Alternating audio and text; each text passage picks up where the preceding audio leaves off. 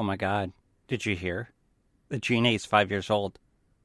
Daymok, did you hear? G.N.A is 5 years old. Michael Brew, did you hear?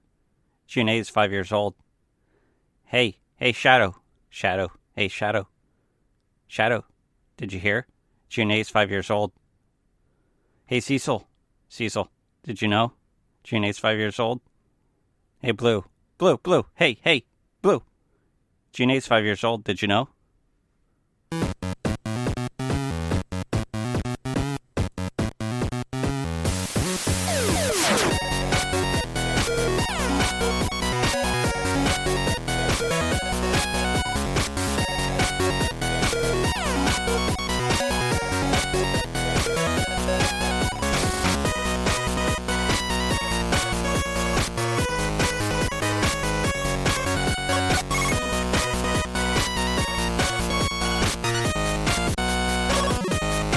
Hail, salutations, and welcome, ladies and gentlemen, to Take Two. Yeah, I screwed the entrance up, it's fine. I don't really give it two shits. Oh, wait, isn't, Take Two a women's kind of, health thing? I don't know, someone Google that real quick. I thought Take Two was a gaming company. It is. Oh, there you go. Take Two Interactive. Yeah, it's gaming for pussies. All right. Wait, gaming interactive, like that kind of interactive? For those of you who aren't watching, which none of you are, did the whole circle, finger insert, and hand gesture that relates to sex. Now, sex, ladies and gentlemen, is this thing that they may or may not have taught you already. Wait, sorry, this is a G.N.A podcast. Games, nerds, and alcohol. We're not here to talk about sexual education. No. Continue. Yeah, hold on, though. This fits in. Take Two owns the game that can teach you about sex. Rockstar. They own Rockstar and 2K games. There you go, ladies and gentlemen. Learn all that you need from picking up hookers. It's a full circle here, folks. At least it meshed. My advice to you is, gentlemen, wrap it up. Ladies, make them wrap it up. There you go. Whoa. Women can wrap it up, too, now. Remember that. They could, or you can also take it. I don't think that's the right terminology, though. All right, they can insert it. Yeah. Yes. Just saran wrap that shit. No penetration. Well, ladies and gentlemen, you've heard some of the members of our wonderful cast tonight, because this isn't Blue Shark Solo Cup Episode 2. This is the G.N.A podcast, and we have a lovely cast tonight. We have Zyberblood back. Zyber, how you doing, sir? I just fucking woke up. Thank you, Starshine. Starshine is his wife that woke him up. He's a lazy piece of shit. Whoa. I woke up yesterday at 3 o'clock and was up until 2 o'clock today. Cry me a river. I saw a Discord message that said nap time at 9:50 a.m. Yeah, it didn't happen. I ended up having to go pay my loan, and then I came home, and I got sucked into a game. Suckered into some fun. Well, we're glad you're awake, and we're glad you're here. And ladies and gentlemen, back by popular demand, maybe. I'm not sure. Jury's still out. Microbrew Gamers. Well, I wouldn't exactly call me lovely. I've got a face for radio and a voice for print. So, I mean, it's stretching it with the lovely part, but I'm doing okay. You're going to do great in our book. Go ahead. Start singing Purple Rain. You got a voice for Prince? Go for it. No, I think he said print. Print. Yeah, I had a voice for print. Okay. So he's going to you know the dying media? Once we get the G.N.A podcast biography book out, he's going to do great. He's going to be like the text, favorite right? character. I think we shouldn't jump the gun. We need to just go straight to Audacity. And ladies and gentlemen, you heard it. We've got Vintage. How you doing, Vintage? I'm tolerating life right now. To the greatest extreme. Yeah. You got a little more freedom, hopefully. You're not confined in your home. You don't live in California, do you? No, I had a cramped desk and I made it bigger, so that's about as much freedom as I'm going to get right now. Very nice, sir. Very nice. And I don't know if I mentioned it before, but ladies and gentlemen, I'm Blue Shark 45, and I'm your host. And I realized that I don't stop running. I'm like the Energizer Bunny. I come home and I keep going and going and going. Well, you got to Some stop people watching say it's Pornhub all day. the ADD. Some people say it's the amphetamines. A little column A, a little column B. If you need to slow down a little bit and relax, we could always break one of your legs. I like to stick to breaking joints, like fracturing my was it Rotator Elbows? cuff. radial Yeah, fracture? I you got did a your radial radius. fracture in my You got your radius and ulna. yeah, I fractured that skateboarding, and then playing kickball, being the pitcher, I had the ball come right back at me, and I did a fracture of my left pinky. Got it. Joints, Ow, ankles. weak Let's bones, break both weak of them. bones. Yeah, I know. I'm a freaking klutz, folks. Like they say, it's better to smoke a joint than break a joint. Can't say I never really. I got 2 puffs out of it, out of my experience with pot. So I know one thing was true. When I went home, I laid down in bed and I felt like I was sinking forever, and that was just a wonderful feeling. Hey, there's a bunch of versions here. Nobody here has done stuff like that. Yeah. Yeah, because the army doesn't do shit like that. I'm just Come saying on, from I'm what a I see grown on man TV. child. Come on, I've watched Cheech and Chong and Idle hands. that movie or show, whatever, with Kathy Bates. I can't remember the name of the show. Weeds? No, that's a different show. Yeah, Same that's a concept. different show. I've seen that too. It's on Netflix, though. I know what you're talking about. Kathy Bates. Dying, dead. No. I don't know. Someone Google that real quick while we get into what we're all drinking. Vintage. What are you drinking, sir? As absolutely no surprise to everyone and no one at all at the same time, I picked a Blue big Moon. bottle of something local. Oh, never mind. What? I thought you were drinking. Well, Blue I, Moon. for one, am shocked. Yeah. Good old Licking Hole Creek Brewery. Nice little coconut quadruple ale, and I've had a few before this, so it was definitely a mistake when I looked at the bottle, and it did not say what I thought it said. This is 11.2, and I read that as 7.2, so we're in for a great time. Coconut ale. It's coconut quadruple ale. So, very thick, very rich, as you'd expect from any tripel or quadruple, as you get into those heavier style of ales. But definitely very coconut forward. I like it a lot. All right, I would say that it tells you in the name. I mean, anything that would say double or quadruple or triple might have a little bit of a kick to it. Oh, I wanted a kick, but I just misread it. This is what people that are intelligent call dyslexia. But that's not me tonight. Oh, Might I'm be sorry, later. you're dyslexic. You get merged with that? Sometimes the numbers, they just blend together and create new numbers. And come on, this one is a Quantum very physics and seductive shit, man. looking one. One end of it is a little longer than the other. I full on thought that was a 7. So you're not Peter Jackson, and then so my friend in high school wore a T-shirt that says it was scrambled and it says it's scrambled to say dyslexia sucks, and I used to walk by him every time he wore the shirt and go, yeah, dyslexia does suck, and he's like, I fucking hate you. The show's called Disjointed. Disjointed. Okay, I never watched that. Yes, that's it.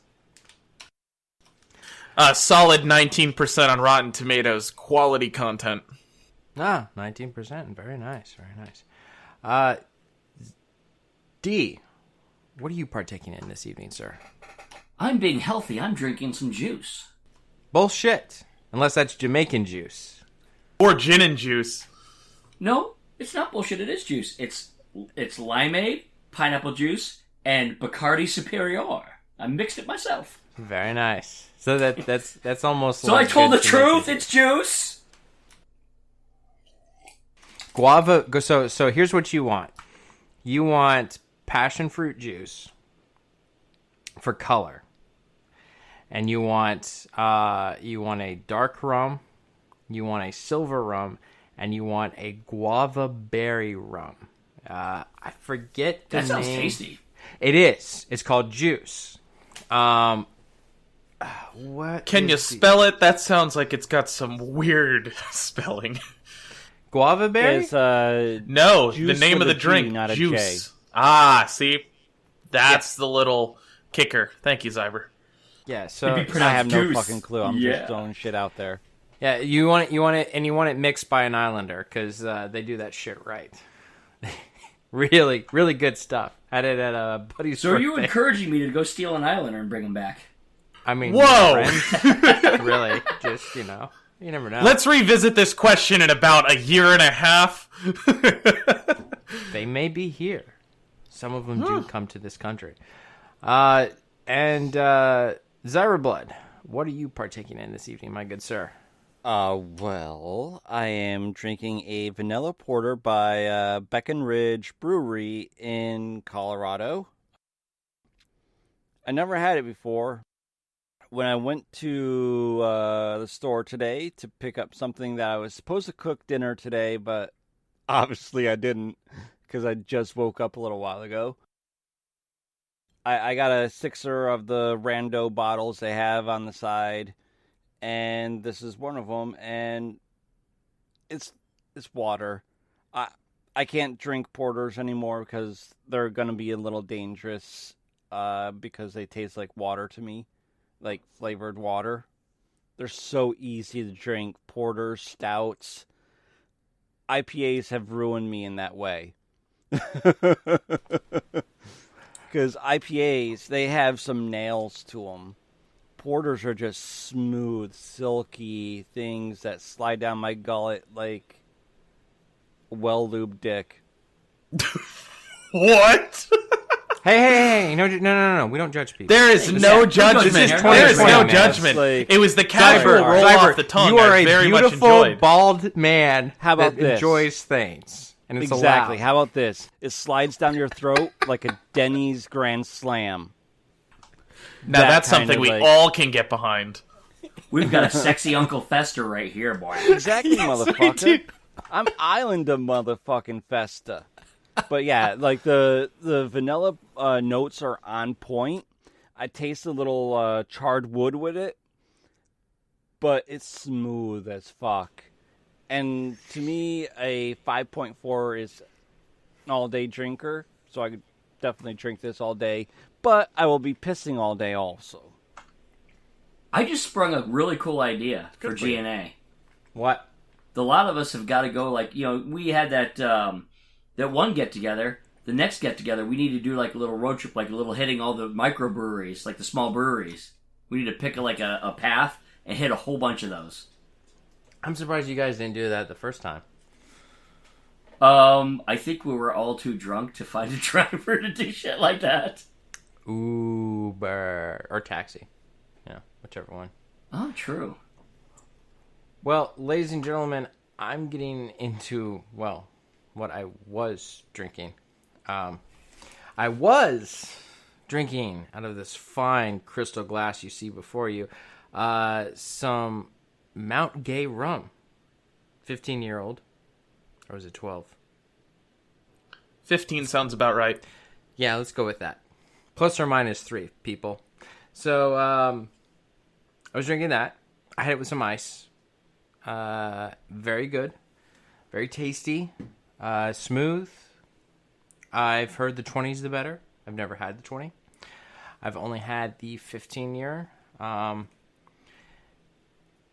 it's a very good rum. I've mixed it before with some juice. Passion fruit juice is my favorite to mix it with. My fiance had it with some cherry Coke. She liked it. I tried a little bit of it. It's good. I feel like the Coke kind of kills it, but it's a dark rum. Well, not a dark rum. It's an aged rum, and it's very good, very smooth. I recommend it. It's about $40, and I'm gonna let Zyber make his point while I go off and run downstairs. You need to be here. You need to be here for this. Oh, because I was gonna go get another beer. I was gonna get a beer Hold on. I need to It's about what you're refill. drinking, dude. Oh, okay. Now that dark rum, is it actually like cask darkened or is it colored? Artificially colored? Because some I rums... misspoke. I don't think Okay. it's technically a dark rum. I think it's an aged rum. So, All right.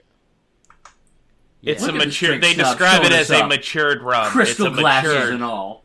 because Kraken's dark rum, right? Yeah, it's dyed. It is fucking dyed to hell. What about Pompeo Anniversary? With that, I've never had Pompeo, never even heard of it. I've had it. Get it. If it's in a leather bag, you've bought the right one. It's delicious. I don't know if it's a dark rum, but it has to be. Besides the authentic Cuban rum that came from Cuba, it is the closest muy delicioso rum that I've ever had in my life. All right, Muy go grab a drink. delicioso. So, how would you compare it to Methuselah? I've not had Methuselah. I keep trying to find it. So every time I've gone to the liquor store, I've looked for Methuselah. I think I found it at Total Wine, but I was buying something else, so I didn't buy it. I think The 15-year, though, is a good jumping off point. I think it's $30, $35, extremely smooth. I'm still trying to find where the hell Cecil found like a 25 or 30-year bottle. internet. Yeah, I'll have But to you- start looking. But I think you live in a state where that's a problem. Come on, it's Cecil. Fair enough, but no, in my state, you can still order it online. Just, it doesn't matter, COVID or not, you have to sign for it at the door. Oh, okay. Yeah. Well, screw that. I'd sign the Yeah, door. I've ordered Metallica's whiskey. I've ordered some specialty stuff from Virginia distilleries. Like, Wait. Metallica has whiskey? yes, it's actually really good. Somebody send me some. So you can find it. They just did their 100th batch. Is it? I is it can't metal? find shit here. I'm in Massachusetts. They don't have any of the good shit. No, it's really good. So it's a blend of straight bourbons, and then what's really cool about it is it wouldn't be a Metallica or special or anything if they didn't do something unique. They partnered up with like a Harvard PhD guy who did his entire thesis on the effects of sound waves on whiskey distillation. So every batch has a playlist that's blasted at the barrels for the duration of the aging process.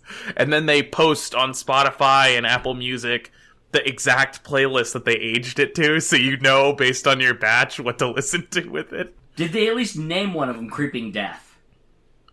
So that's the thing, the whiskey's called Blackened. Blackened, like their song Blackened. Yes, and they use, they finish it in blackened, is it sherry casks, I think? I'll have to go grab the bottle, because that thing goes down way too well. And correct me if I'm wrong, but Blackened was also off the Injustice for All album, right? Correct, yeah, opening song, if I remember correctly.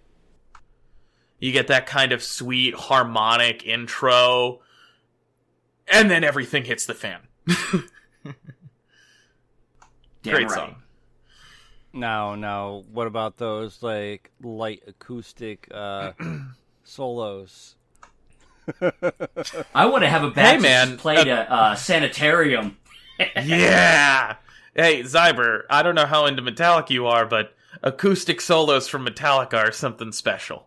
Even the Oh, I know, mellow that's what I'm stuff is saying. special. Oh, Come on. Dude, I still I say was listening to better say- Metallica before you were a nut staying in your mama's drawers. True. Good to know. Good to know. Ladies and gentlemen, sometimes no matter how successful you are, you will always be that guy who got kicked out of Metallica. And then started your own band called Megadeth and fucking killed it. And no Yeah. matter how successful you are, you'll still he's a guy who's like, I'm still the guy who got kicked out of Metallica. Well, He still better complains than from being time the to guy time, that died too. in Metallica. I mean, he's great. Poor Cliff Burton, Yeah, poor the Cliff. guy that died. Yeah, he was an amazing musician. But yeah, Ironic death. Dave Mustaine is still bitching to this day about it, getting kicked Yep. out. That's right. He's got all this money and all this success, and he still feels like the guy who got kicked out of Metallica.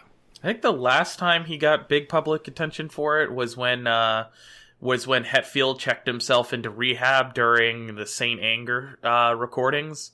And he's like, they never asked me to do that. I could have still been in the band if they asked me to go to rehab.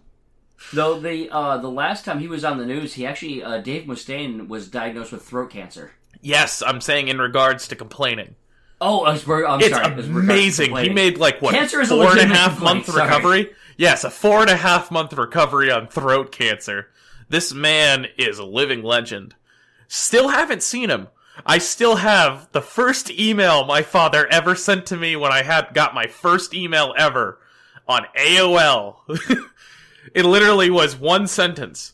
The next time Megadeth is in town, I'm taking you to the show. We're now like 8-10 years later, and they kind of haven't come to town. I really think that Dave Mustaine needs to stop bitching because Megadeth's an awesome fucking band. It is, but you see, it's his mentality. He's like, I'm the guy who got kicked out of Metallica. That's what he focuses on. He just focuses on his failures instead of his outstanding success. And if anything, He's that just drives Darth Vader quality. of fucking music there. Yeah, who was I forget. There was the guy who he wore. What's his name? There was a man who voiced Darth Vader, and his name evades me right now. And James Earl Jones. James Earl Jones is the one that was the voice of Darth Vader. Yes. So James Earl Jones Who's not was the guy in the voice of costume. Yeah, the guy in the costume got very bitter when he found out his voice wasn't going to be used, and he used to act out other plays. Like, he would use the lines of other plays to throw the actors off. Like, he did that during A New Hope. Like, he would go, like Leia would say something to Vader, and Vader, in the actual recorded scene, would be like, citing lines from Macbeth or some shit like that.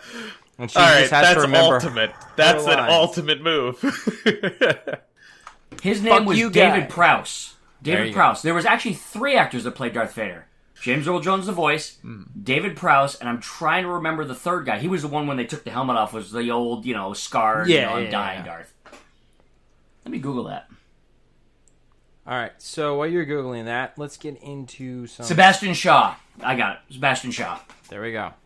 Let's get into our State of Games. So State of Games is where we talk about what we've been playing for the week, or we pontificate on where we view the current state of games are. So let's go ahead and get started with UD. What is your State of Games?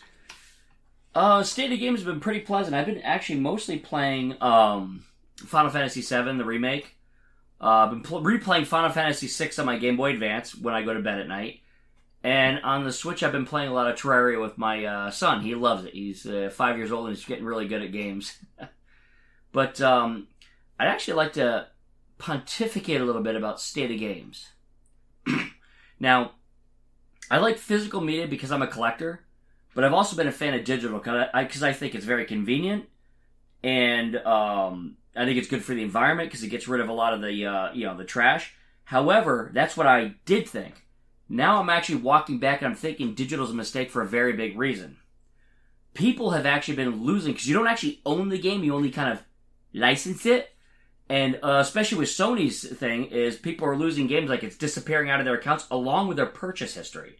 So they spent money to Sony, and now all of a sudden their games are gone, their purchase history is gone, and they're like, what's up, dude? And they're like, we can't do anything. It just shows you never bought that. So I'm kind of like, digital's getting a little too dangerous now that they're having issues. Sony's not the only one, it's just the biggest one in the news. So I just wanted to say that I'm disappointed with how digital is going in that respect. Sorry. I agree with that 100%. I've always agreed with that, especially after an incident with fucking Apple, which I will never use Apple again because of it. When they give you that lovely thing of when you get a new Apple device of entering in your password for your account, and it tells you to make a new password. You make that new password, and all your shit's gone. That sounds like a bug. The issue I had with bugs with Apple is that bit. every time I updated iTunes, I'd lose a portion of my music that I could never get back. Yep. Happened to me every fucking update. I hated it. I just That's never another bought thing much that on I hated. iTunes. Really? No, me and my dad were hardcore CD collectors until literally about 4 years ago. We've got over 25,000 songs that we spent an entire week burning into the computer, which was great. Nice. I also collect some of the hard to get. Like I actually have some German music CDs, like In Extremo, Subway to Sally. I've got Silky Bishkoff, which does a really good goth song. I got some good shit. I got some good CDs in there, along with my Metallica, my Megadeth, White Zombie, and all that good shit. I'll take your word for it. I am not big into German music, except for that one song, 100 Red Balloons. I'm also a big fan of like some folk music, like Fawn is another good band I recommend as well. Zyber can, I've been showing Zyber a lot of the stuff through the years whenever I come back. Well, Vintage, what's your state of games? The state of games is good at the moment. Thank you for asking, Blue. Playing a lot of Call of Duty as I have time. Life's been very busy lately, so here and there as I can, mostly having fun with it, not really trying to care too much. That definitely helps in this atmosphere. I've been getting back into Payday 2. That's an old one, and they just got an update like a little while back, so starting from scratch with that, which has been a lot of fun, actually. They have a nice little John Wick character DLC, and all he does when he puts his mask on is he just very slowly puts on glasses, and I'm like, that is what I want in a video game. No shame in retro. We're big retro fans over here. To call Payday 2 retro, that's an interesting thing to say. Yeah, because you're the first person I've ever heard to actually have a positive opinion about Payday. I played it a ton when it first came out. I actually was completely obsessed with it for a while, and then about like 8 or 9 months in, I stopped playing. Only after I got into a lobby with some people, and then after the game, you know how on older calculators that only have one line of what they can present, how when you go past a certain number, it's like 6E24. That's what my balances started looking like. My offshore account, my bank balance in the game, like that's just poor coding. It wouldn't tell me how much I had. It was just an exponentially high amount.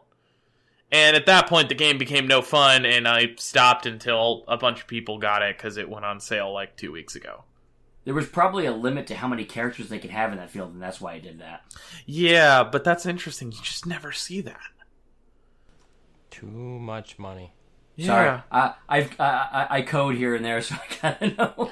Oh no, I understand. A little if-or statement. Does that sound about right? Sorry. Yeah. No, it's more like a limit to how many characters. Yeah. Like you can only have so many in the field if you like limit how many. Well, yeah, but it would be like an if-and statement of if value exceeds blank, produce it as this, basically. Oh yeah, then you do a function. Yes. Yeah, yes, exactly. I'm sorry. I was. I've been drinking, so I'm a little like this way. And I don't blame you. I just was like, hold on, I'm not that smart, but I'm smart enough to know that. Also don't got let me back. Lie to you. I'm not smart either. I also got back into Dying Light again, which they're getting ready for their final DLC before Dying Light 2. So that's been pretty fun. They just did a community event where they increased hand-to-hand combat damage. So to one punch and slide kick and all these other things to zombies is just one hell of a good time. Nice. All right. Zyber, what's your state of games? No, I'm just kidding. Bullshit, motherfucker. You at least played a game today instead of napping. Yeah. Yep. I've been playing nothing but Assassin's Creed for the last 2 weeks, Odyssey. And I'm at a point right now where I'm getting into like non-stop cinematics.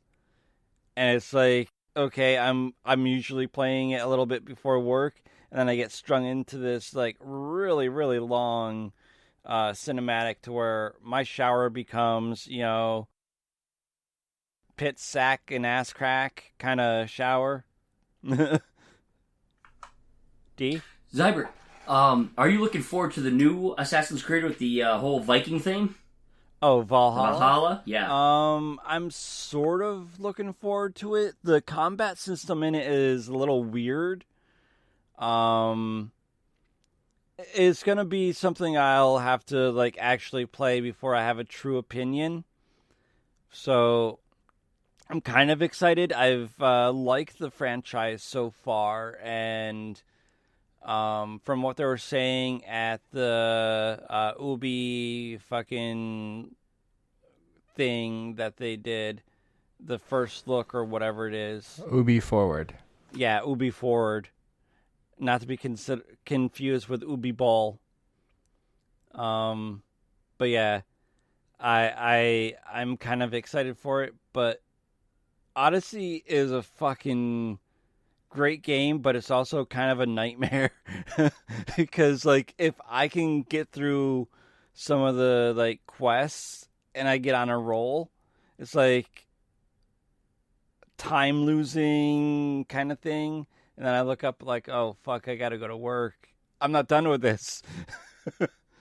It's nice. I'm enjoying it. I would say I'm about little over halfway through the game now, probably closer to 3/4 of the way through. And I'm trying to thin it out now, just like I did with Origins. I hammered through it too quick, and I don't want it to burn out. Well, that answers my questions on whether or not you played Origins. I'm still working my way through that one. But yeah, my state of games does not include Origins. I played... Oh yeah, Blue, your shit games. What are you playing? Now, what did I play? Shit. It's just poof. The skin flute! It left me. I'm drowning here right now as I'm trying to remember what I played on Wednesday? Tuesday. Wednesday. I saw some Go activity. Yes, I did play some Pokemon Go. I saw that you invited me to a raid, which I had known about, but I was playing at work, so I missed that. I think I had it like active, and then someone came by and I put my phone down and I was like answering a question about something, and then next time I looked at it, I was like, oh, I have a notification. Join Zebron Raid. Click. Yeah, I know that's an hour ago. Shit. Yeah, of course I missed it. Oh well. Yeah, I was just winging it because I saw a raid actually close by, and I was close enough to it to use one of my mobile fucking raid pass things. You mean remote raid? Or No, I was close enough to it to use my mobile, the raid pass thing where you don't have to actually be at the gym, you just need to be close to it.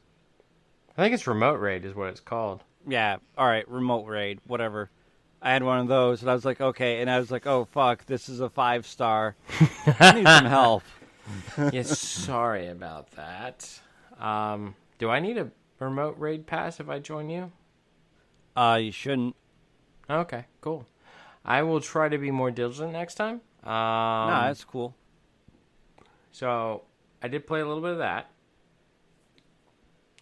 I'm trying to remember the video game I actually played this weekend. Monster Hunter World. So I got back into that, and I played that for a little bit. Once again, the game interests me, but also annoys me with the way it makes me travel around to talk to different people, and it's just like, my god, make more sense. And then, like, I hate, like, when I go into the world sometimes to try to, like, find, like, prints. Like, I'm still very early in the game, folks. I bought it, and it died out for me because you need friends to play, and a lot of my friends were, like, switched to another game, or I got busy with stuff. I think I know what it was. I think I got it, and then I was studying for my PE exam, and by the time I started getting back into it after the exam, everyone had kind of started moving on. So I played that for a little bit. Still trying to grind that stuff out. And then, life as normal for Blue Shark 45 got busy. One thing real quick. Monster Hunter World burned out real quick for me. I got maybe 2 or 3 hours into the game, and I was like, all right, I'm good. I'm done. I haven't been back since. I want to go back because of the story. That's how I am. Like, I started Jet Force Gemini like a year after it came out, because that's when I got my N64. I finished the game my junior year of college, because I finally went back and finished it. I still have not finished Metroid Prime on the GameCube, Metroid Prime 2 on the GameCube. I got stuck somewhere in Metroid Prime, and I was just like, oh my god. And then Metroid Prime 2 came out, and I was like, oh, really cool, want to play that. So I bought it, played it, and never finished it. So I love the Metroid games. Absolutely love them. But I kind of have a sour spot for them when they go first-person shooter kind of thing. Because they're really fucking wonky. I prefer the 2D. I mean, I prefer the old school style. I'm sorry. Yeah, I prefer side kind of the side scroller. Yeah. I never played those. But I will attest to this. I watched the story back, I think it was a few years ago I think it was a couple of years before I came on this show. I'd watched the story for Metroid Prime on GameCube. Finished watching that. Did the second one. And then the third one, I was like disappointed with. Did not like how they went with that. I feel like that, and I don't know if there was a fourth one or after. There was one after that, but I feel like, yeah, because it came out on the Wii, and it was like, oh yeah, and you can use the Wii controller and all this stuff to grapple and so. Other M yes. was fucking difficult. They made her, in my opinion, seem so pathetic and weak. Samus Aran, before I knew she was a girl, when I was a little boy, to when I found out, she's badass. She is a badass, and in the other M game, they made her off to be this green rookie. I hated it. I was like, what the fuck? Like, she's supposed to be she was this on the lowest rung of the bounty hunters. Yeah, she's supposed to be this badass pirate killing motherfucker, and they made her that. And I'm like, no, I don't like that. I don't like that in that character. Like, that's so, like, it's like Tomb Raider, the game, when they rebooted the series back in 2013, 14, somewhere around there, when the Xbox One came out, I think it was. They started her off as this weak girl who was fresh out of college, and that made sense because it was like kind of like her origin story, like all right, the following the stuff in her dad's journal. Yes, and by the end of that game, she was this powerful girl. No, she wasn't a girl; she was a woman at that point. She was this powerful woman who kicked ass. And then in the second one, I feel like they kind of like, she had like kind of like, it made her very human. It was like flashbacks, post-traumatic stress kind of stuff. But Samus Aran and Other M, I was just like, nope, don't like it. Nope. But I'm rambling anyway, so I don't want to get too Thanks, far. everybody, for coming to the show. Yeah. Let's get into some news here. So Ubisoft had their Ubisoft Forward, I talked about that last week, briefly. Still sour on the fact that Splinter Cell hasn't come out. I've been waiting all these years, and they put them on a damn mobile game. Yeah. Embarrassing. I'm sour. I am absolutely fucking sour about Skull and Bones being revamped to match Fortnite combat. Oh, really? I thought that was Yeah. supposed to be this whole like pirate. Exactly. Their PvP is going to match the whole, what is it called? Fucking Battle Royale. I can't think. Yeah, Battle Royale battle system. No. No, thank you. Oh, well. Well, hopefully. I know some of you got to see it and some of you didn't. I watched the Xbox showcase because all right, so you need to understand this. I love stories. I love them. That's why I love don't- Cecil. I love the stories that Cecil has to share. Like, I love a good story. I could hate a game series like, what was it? Assassin's Creed Unity. Horrible gameplay. Buggy as all shit. And I talked about this in the last episode. But it was a good story. I couldn't agree more.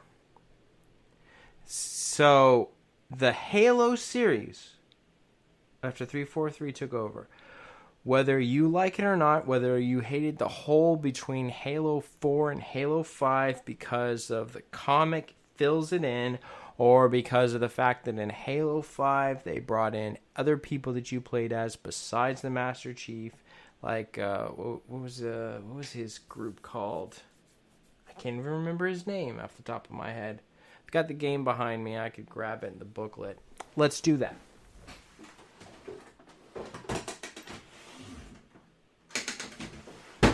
And this group of sounds is brought to you clearly by Blue.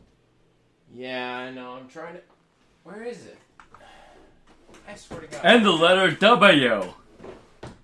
No. Wow, and he yells at us for not using mute. Yeah, seriously.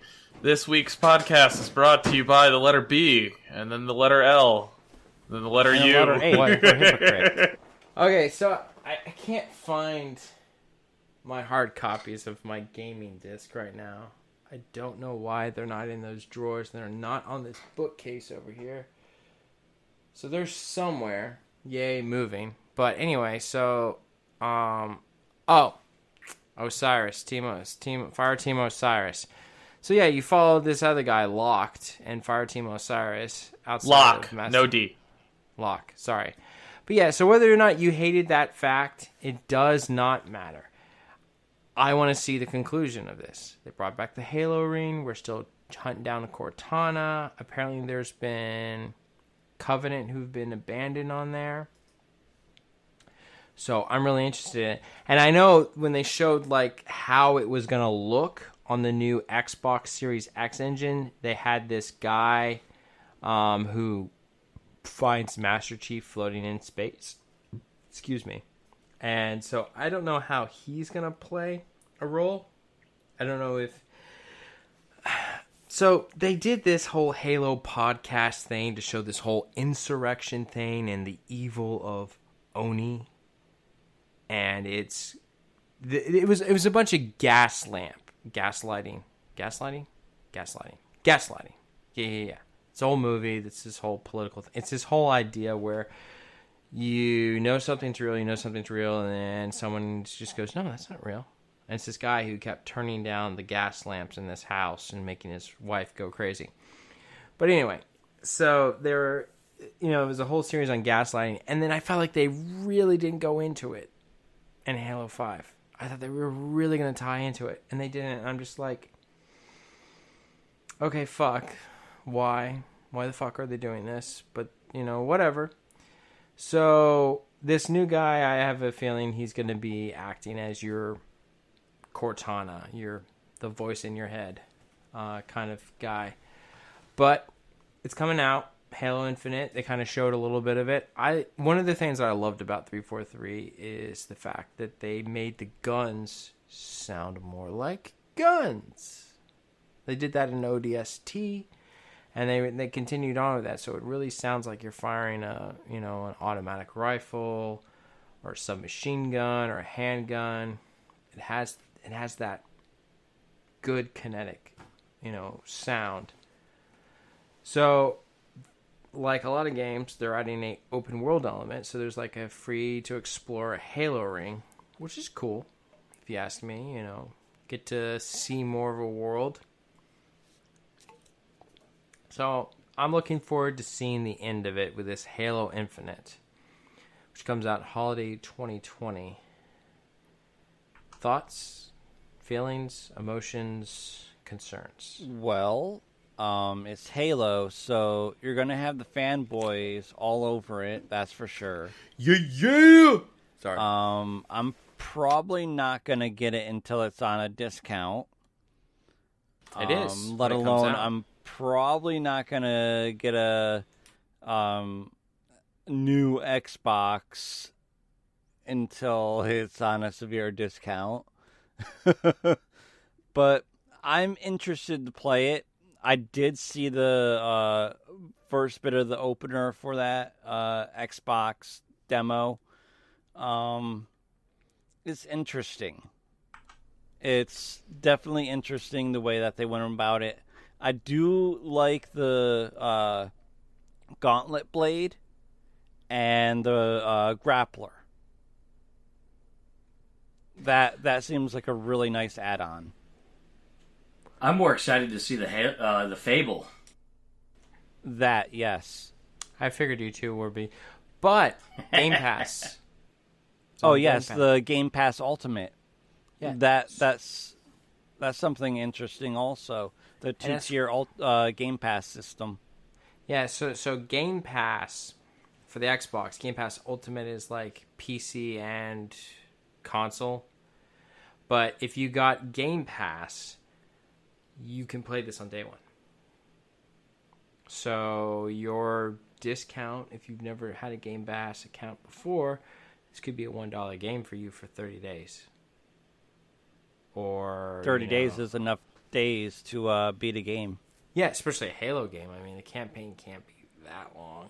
I mean, I don't know. I know they're adding this whole open world exploration method to it, but I mean, outside of the player versus player stuff, you can grind through that relatively quickly. I have a feeling this is going to be a 20-hour game. Yeah, and they're doing that with Destiny 2. All content for Destiny 2 on Game Pass. There you go. Which is very nice. So then they came out with that first. That was their bam. Here you go. We're not going to make you wait till the end. Halo. We've been talking about Halo on Twitter, so here we go. And then they did their world premieres. So their world premieres, they had State of Decay 3 looks amazing. Yes, so I think that was actually the second one. So State of Decay 3, and it was you could tell it was State of Decay.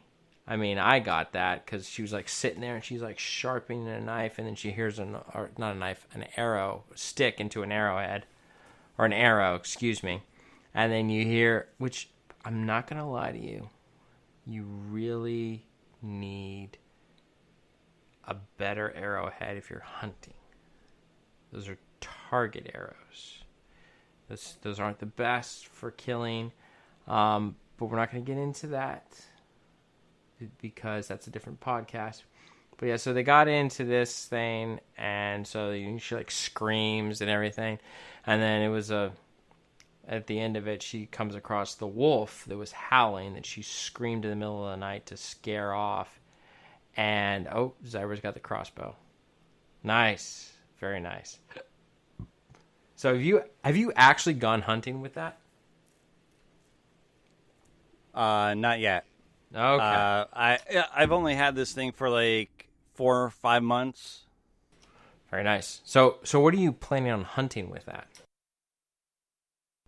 People.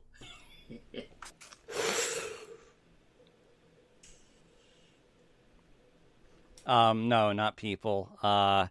Turkeys, deer, because it has enough power to drop a fucking deer. Very nice. I might go bear hunting. I don't recommend that one. Okay, so I got a guy that I used to work with who loved hunting. He had it like on his calendar the times that he was not going to be available. And he would do everything. He would do rifle hunting. He would do black powder rifle hunting. He had that season written down, and he had bow hunting on there. And he says there's nothing more satisfying than taking down a big animal with a bow. He says that's the real challenge.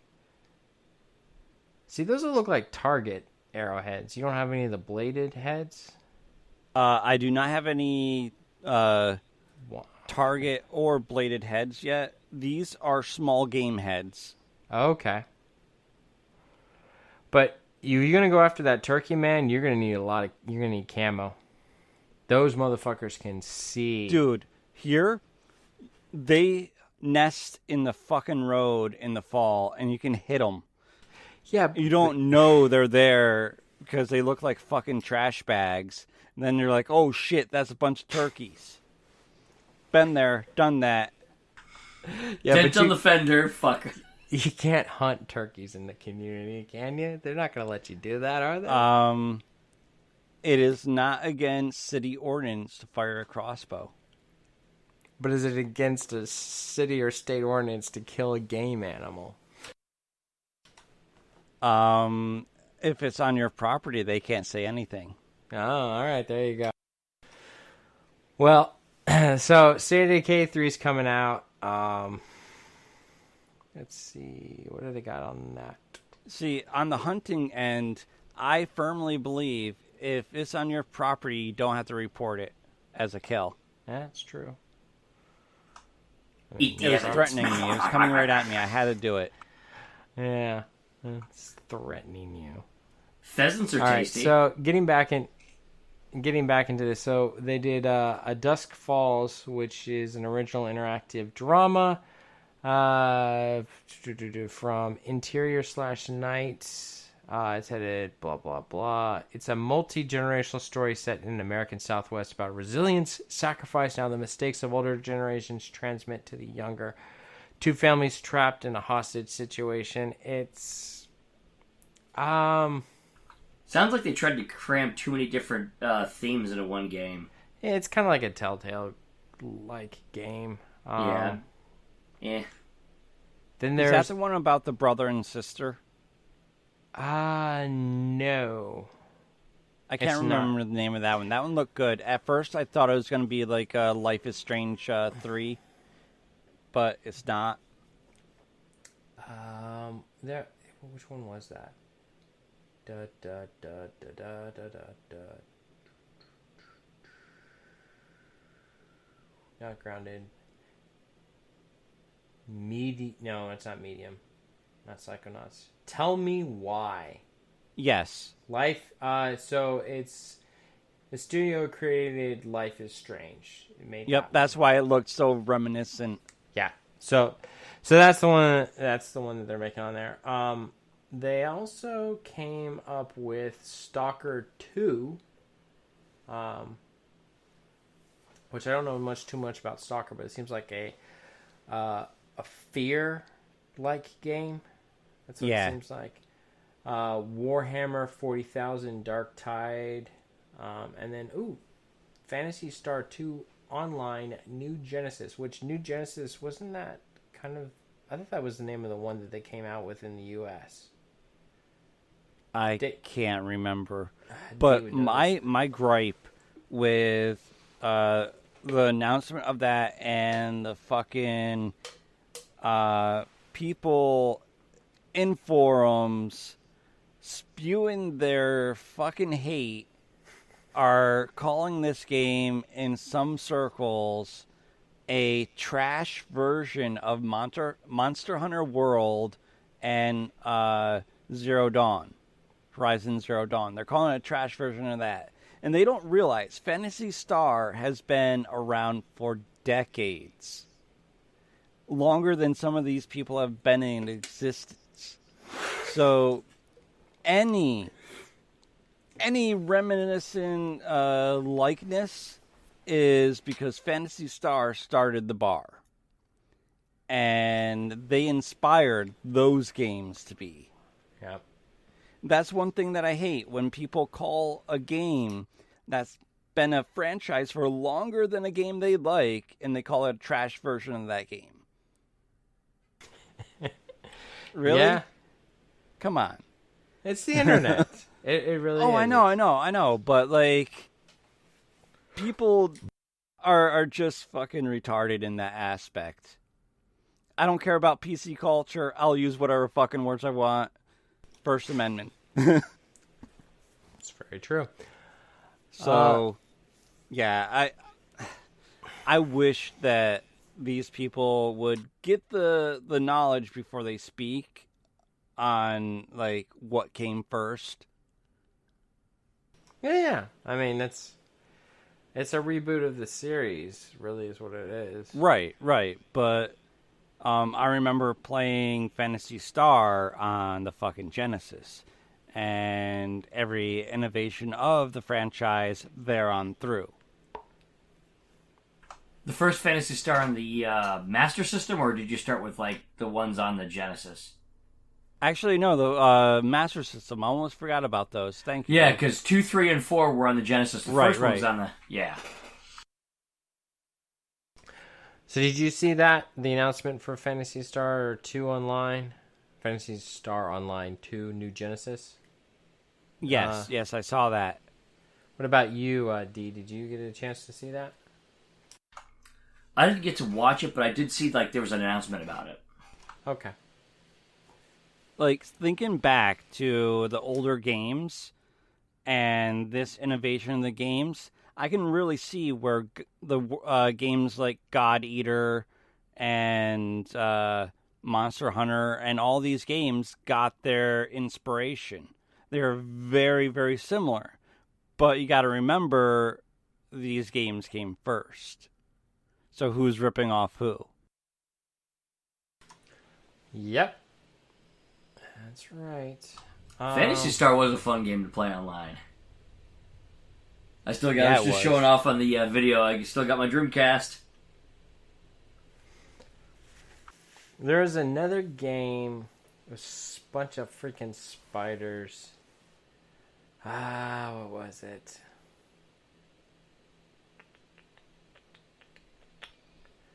Trying to think about it, but I can't figure it. But so it was really funny because they were like, they shouted out like cyber. They're like they're like, if you. Yes. I know exactly what you're talking about. The one with the little kids and their shrink. Yeah, it's like fight insects and shit. If you're looking for the biggest, it's not that game coming out, Cyberpunk 2077. This is not it. And it's they're playing on the fact that they're just a bunch of small kids and they're fighting giant. Okay, here we go. Grounded. Get ready to take part in your development of your next favorite game. Grounded, a co-op survival adventure game with a narrative-led hook, is ready to bring the backyard to you. Combining elements of the RPG world with the best elements of the survival game, you and up to 3 other players will explore the backyard from the perspective of an ant to piece together how to return back to a normal-sized life. Yeah, one aspect of that game that I really enjoy is you can decoy your friends, and it's not griefing. It's gonna be griefing, but it's made by Obsidian, and they also came out with another game. Hold on. It's not griefing if it's actually a part of the game. I don't know about that. I still think it causes people grief, so I call it griefing. Obsidian Entertainment is also coming out with its next epic first-person RPG set into a fantasy world of Eora called Avowed, which seems like an interesting game. It's, I think it's like you're trying to take on someone's mantle that left something for you, and it's kind of like a fantasy medieval world, high medieval world, something like that. They talked about Tetris, Crossfire, legendary PC franchise comes to the console in a fast-paced first-person shooter. Are they talking about Crossfire, like that old ass freaking board game that was on the 80s/early 90s commercials, like Crossfire? Oh yeah. That was fun, dude. You had those like metal balls. I never got to play it. X is what this one's called. It's a first-person shooter offering a variety of exhilarating multiplayer experiences and cinematic campaign that explores the global conflict between the world's two most formidable private military factions. So, they got that. They talked about Destiny Everwild, which is kind of like, it's a rare game. It seemed kind of like a, what was that? Ori something game? Are you talking about Ori and the Blind Forest? Yeah, it seemed Willow like, and the Wisp. Yeah, it seemed kind of like The 4K innovation that they did. Yeah, it seemed kind of like... No. Well, Everwild seemed kind of like that. Like one of those types of game. Very natural. I don't know. There may not be so much battling and stuff to it, but it's like you got to speak to the trees and things. So they got that. And then they have fucking Lorax. I speak Yeah. for the trees. And then they got like kind of like a spooky, dark mystery game called The Medium, and it looks like you have to deal with two different worlds, two different realms, your realm and the nightmare dream kind of realm. Outer Worlds, Peril on Gorgon, another Obsidian game, Psychonauts 2.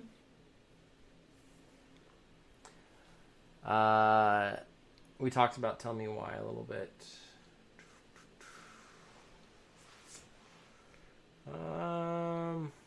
Tetris, not really interesting.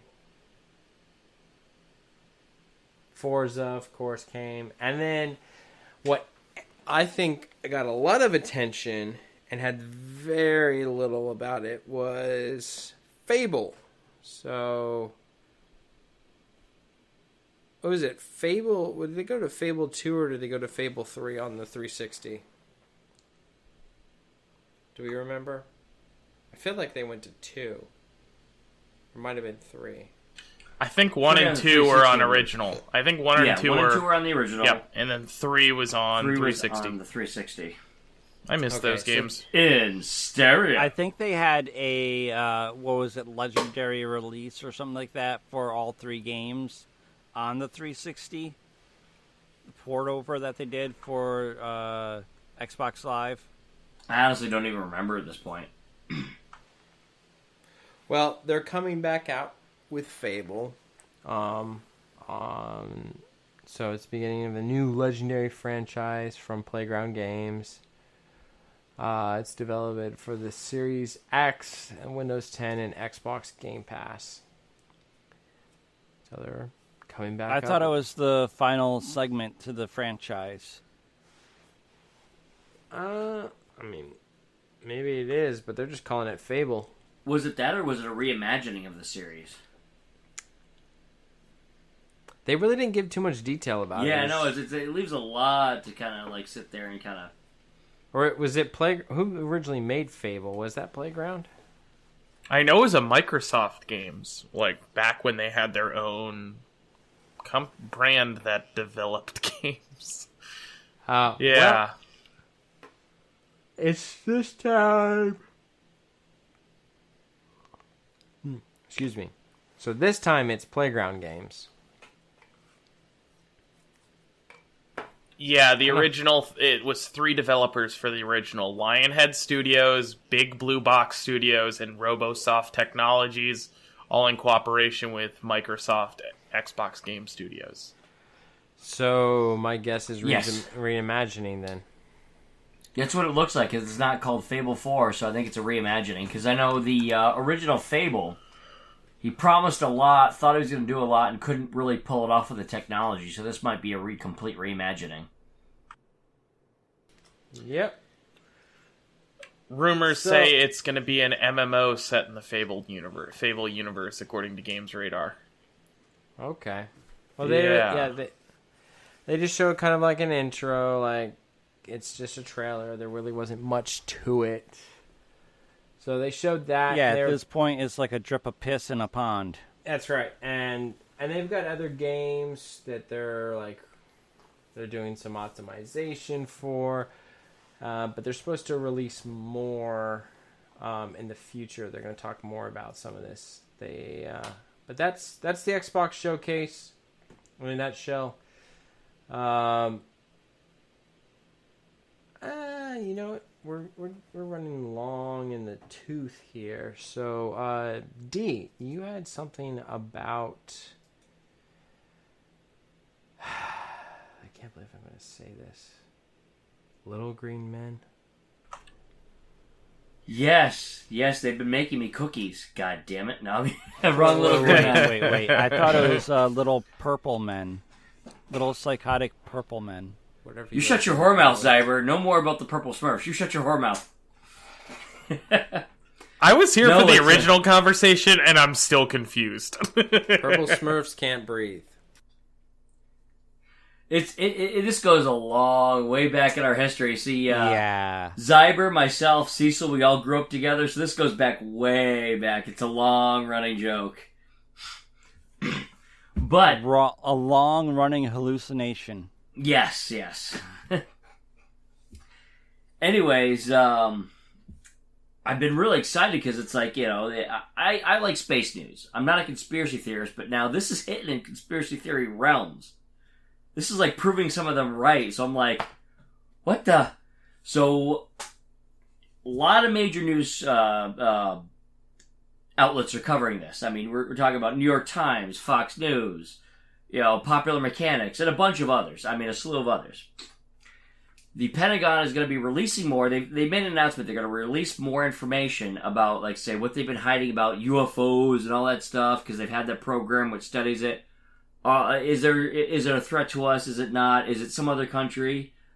Well, in the news story, they got a quote from one of the Pentagon officials, and they said they have a vehicle obtained that was not made of this on this Earth and is not of this world. That's well, I'm paraphrasing probably because I'm not spouting out verbatim, but it's a quote from a Pentagon official. They're basically saying we've got an alien aircraft. I'm like, holy did Will fuck. Smith use a parachute to take it down? I'm hoping if there's anything live, Will Smith punched it in the face and welcomed him to Earth. And screamed at it repeatedly. Hell yeah. But this is mind-boggling. I mean, of all the people that are like, oh, they're hiding something, they're like, yeah, we got some shit. I'm like, what? Could 2020 get any fucking weirder? That's it. Well, what's weird is that it's not a bigger story than it really is because everybody's still kind of, you know, distracted by other shit. But I'm like, what? We're like, the Pentagon's admitting, hey, we got an alien like craft of some kind. You know what I find fascinating That's like fucking... is the team in charge of this is under the Office of Naval Intelligence. That's interesting. You'd think that the moment Space Force was announced, they'd be like, here you go.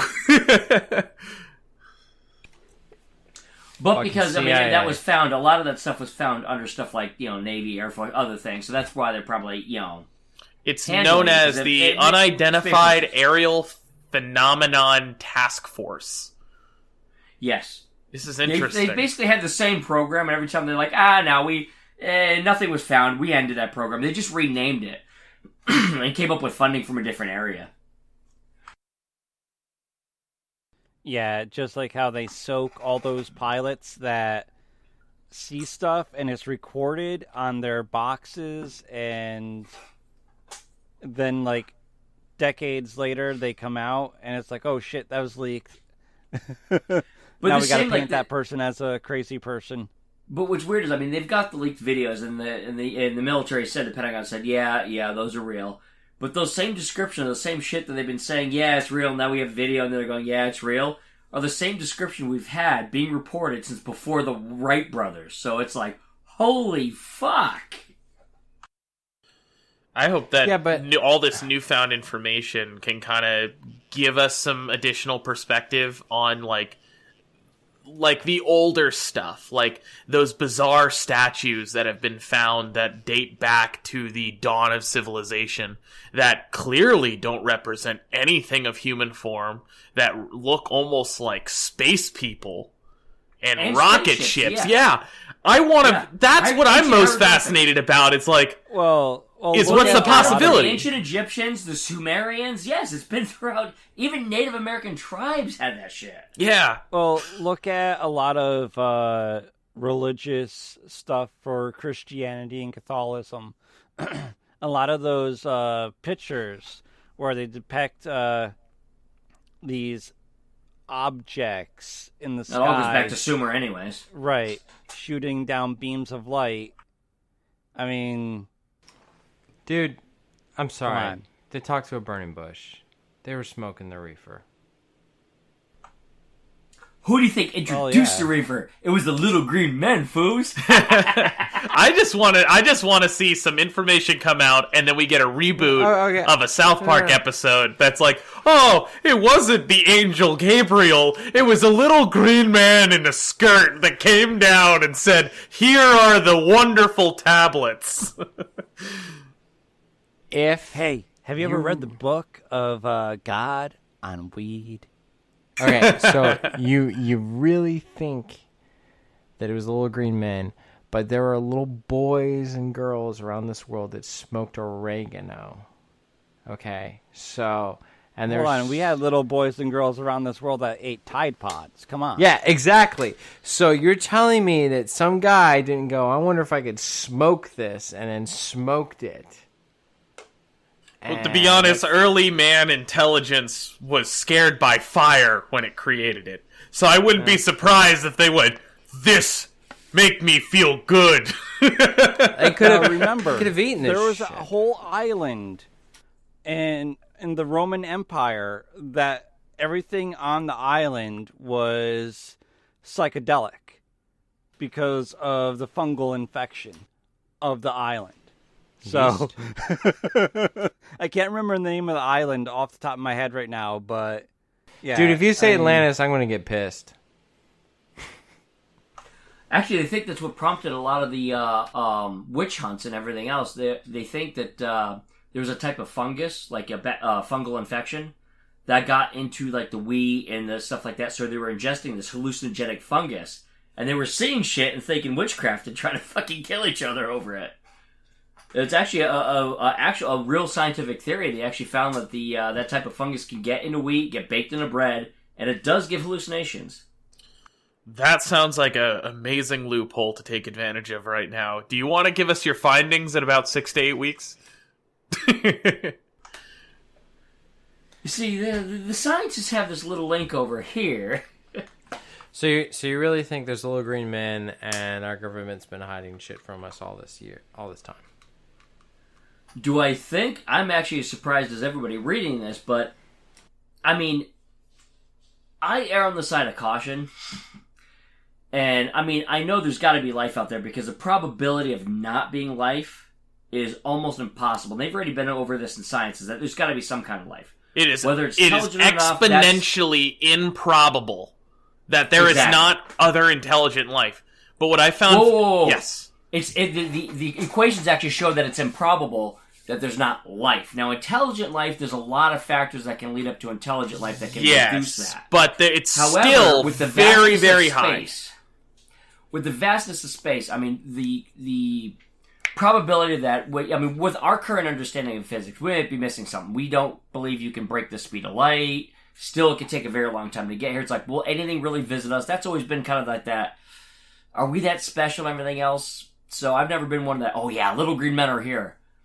But if you're recovering a vehicle that's not of this world and not made of this world, that's pretty much admitting that, you know, you have something. And there's enough, like, weird ships, weird reports from military personnel. I mean, don't forget, Reagan had a run-in. I mean, you know, people that, you know, some scientists, astronauts, not just like run-of-the-mill conspiracy theorists have said some pretty interesting things. So it's in the realm of possibility. Mm-hmm. And not to mention, you've got Tom DeLonge of Blink-182 Like, Well, he's hey, always been Navy. kinda kooky. No, He's always been a little remember? nuts. This was just this was a few years ago. Hey, Navy. Academy to the Stars. Yeah, he was like, hey, Navy, what about all them fighter pilot footage? And they're like, you mean this fighter pilot footage that shows unidentified flying objects? Yeah, we're aware of it. But really, it's the guy that he works with that used to work at the Pentagon that I really take more faith into. Tom DeLonge seems like he's always been a believer, just wants to justify it, so you always want to err on the side of caution. Yeah, but when However, he's calling out the Pentagon and Navy on social media and getting a positive response from them, it takes a step back and it's like, whoa, he just did something that no average American could get done. It makes it very probable that there's the quote unquote little green men, little gray men, whatever you want to say, but it's not in the realm of impossibilities. And the fact that the Pentagon is admitting it really does lead credence. Now, we have to wait and see what comes out of that. Is it misinformation by the Pentagon? I mean, there's a lot to really find out, boil down, but the possibility is very much there. I mean, I'm not saying I'm jumping straight to Little Green Men, but it's pretty damn close to them saying we found Little Green Men. So, I mean, it's... Yeah, and I'm I've excited, gone down but those I don't want to loopholes. assume too much. Those rabbit holes are just so fascinating on this topic. By far the most interesting one, though, is the concept of that great filter that determines whether or not a civilization is ready to make legitimate contact with an intelligent species. I thought you were saying by the great filter you meant like what can kill off species, what's one of the answers to the Fermi paradox. It's both. Blue, you both. have something. It's both. Yep. Sorry, Blue, you were like waving around here. I'm sorry. We got carried away. No, it's fine. I just want to know what Zyber, do you think there's little green men?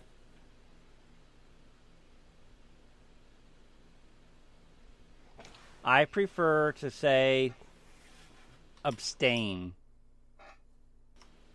Because my views are yes, no, maybe.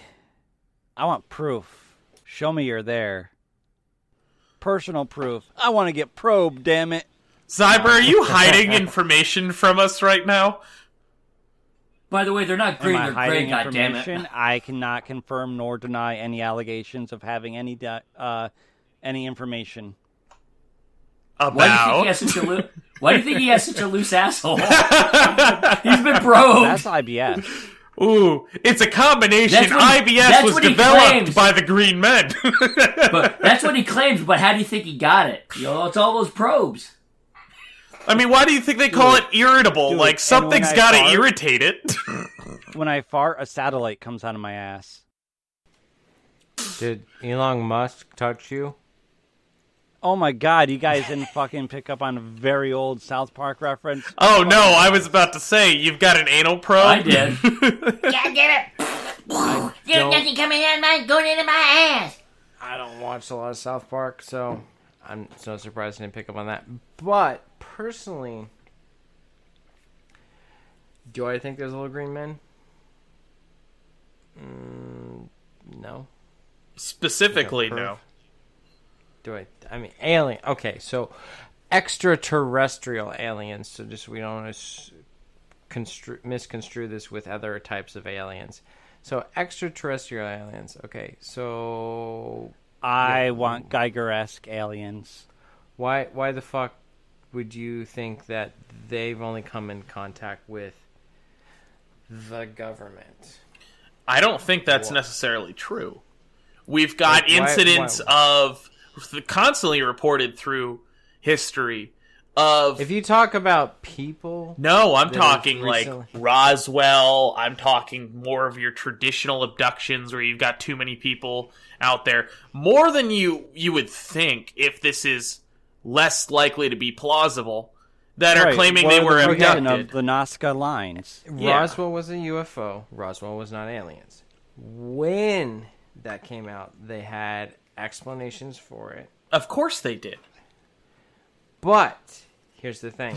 Ever since Roswell, I have heard story after story after story about someone who comes off to me as notice me senpai, notice me world, notice me someone who wants attention about aliens. That's what it is. It is a bunch However, of people who want attention. Now, most of them, yes. could there be intelligent life? Yes. Would they send 1, 2, 3 people? Would they? It doesn't make sense to me. Actually, you know what? You know what my view is actually, Blue, is that most people, right, want attention. They're full of shit. There's been a few that have been like studied, like even like say given like say lie detector tests. There's been a few abductions where even the government goes, "Damn, You can this might fool be plausible." those. You can. And if However, you're some of the people that did do that actually destroyed their lives over it. So it's really now. But- why would an extraterrestrial civilization even look at us at all? Exactly. Like, what the fuck? Like, if My they- only idea for that is would be minor scientific curiosity, like kind of how we might study a species of butterfly. That might be the real reason. If something exists, now I'm sure ETs exist somewhere. Now, whether or not there's technology, whether or not they can reach here, I'm saying statistic probability there probably is somewhere. yeah, and Now, then if they do have the technology, if it's possible, and they do visit us, I'd say more than likely it's just pretty much a scientific curiosity. We're not special. In fact, we're pretty fucking retarded. But if anything, it'd be minor scientific curiosity. we're a That'd be my habitable take. planet that has a habitable, diverse set of species, and no one else in this solar system has that. And you think about the distance. How between- can you be so sure of that? Yeah, that's based Because- on what we. Europa, there's actually a few moons of like Saturn and Jupiter. I think they're really close to saying, you know what? We're going to drill down under that ice. There's an ocean, liquid ocean. There maybe actually be complex life. We've already detected all the hallmarks in the water that spurted out of those geysers. So Okay. that's just there's that. Okay, so yes, they could have complex life, but intelligent, civilized. No, not in those. Not Developed under an ocean. I of think ice, no. I think that's all arbitrary. That's very narrow of everybody saying that's not a possibility. I'm not saying it's not a We're- possibility. we're I'm saying only- that the distance I'm saying I That's doubt it between within our own solar system, like as far us as the icy moons. and another fucking solar system is a huge amount of time to travel. And if Einstein, 1,000 light years is the closest one, which is about 1,000 years if Yes. you're traveling the speed of light. So so you either have to have an entire like generation after generation living on a complex machine. or the That speed can of light is not really the. Why are you going on the route of it being like us, biological life? It could I'm not- be 1,000 mean, years could be 5 to whatever species this is. That's the thing we got to it could keep in be. mind. Is there so Yes. much potential variation that our definitions of intelligence and complex life are Also, arbitrary what- at the end of the day to our personal experiences?